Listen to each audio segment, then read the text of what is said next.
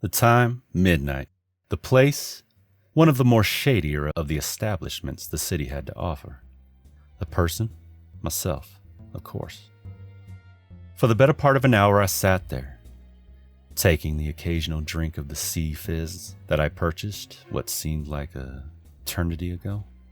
What seemed like an eternity sitting in the dark-lit room as the nightclub's deep bass throbbed in time with the collective hearts of the lower-class citizens to grace the world with their presence.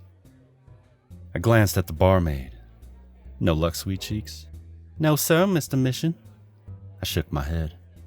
Leaning forward on the bar stool, the shadowy forms of the club's denizens shifted and warped around me as the red dial above the bar clicked onwards.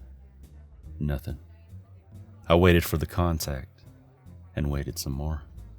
They had seemingly got cold feet at the last second. Cold feet or concrete shoes, as the saying goes around here. The mark I had been tracking was a real bastard in this case, and was infamous for taking out my contacts before I had a chance to locate them.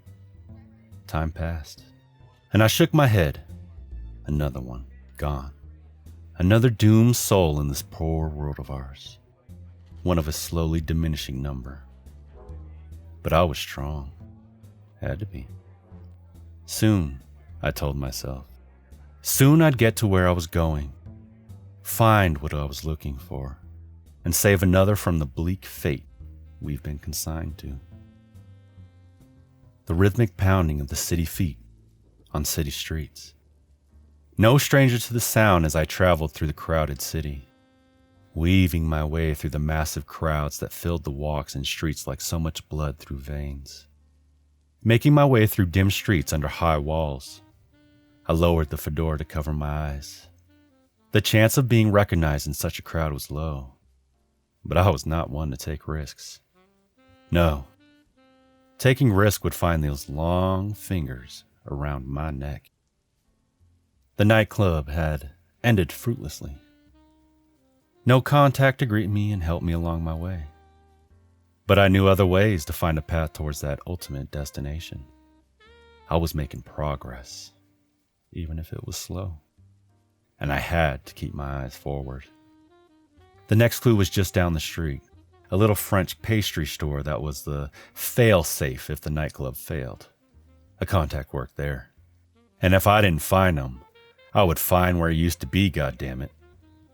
The afternoon sun baking the street-side cafes and marketplaces, with the throngs moving aimlessly about their lives, directionless and lost.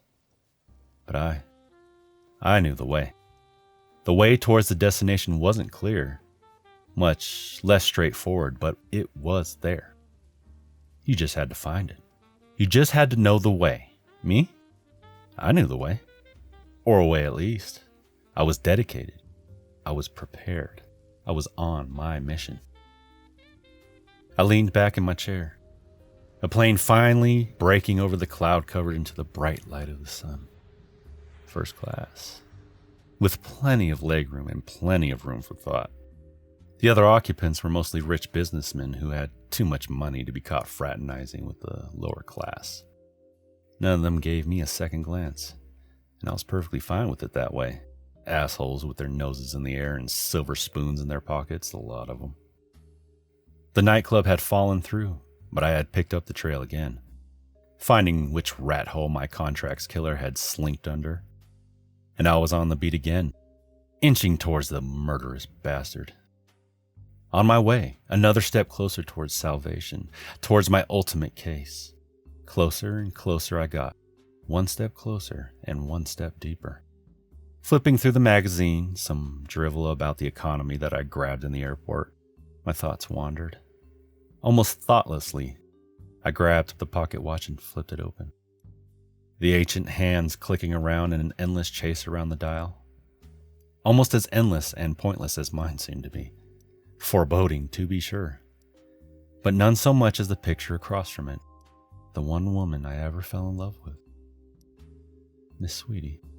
Shutting the old watch and clenching the old watch in a fist as the bittersweet memories flowed along with the anger. Sorrow, joy, and regret that inevitably came with them as I once again reavowed to complete this journey. Red, Red. Even thinking the name made my pulse rise and teeth gnash in anger. Red. The one person who was more of a bastard than my Mark. I shook my head, setting the watch back in the pinstripe suit's breast pocket. I was on my way, after the mess in the city, on my way towards the goal. Soon, I would get to my goal, and it would be over.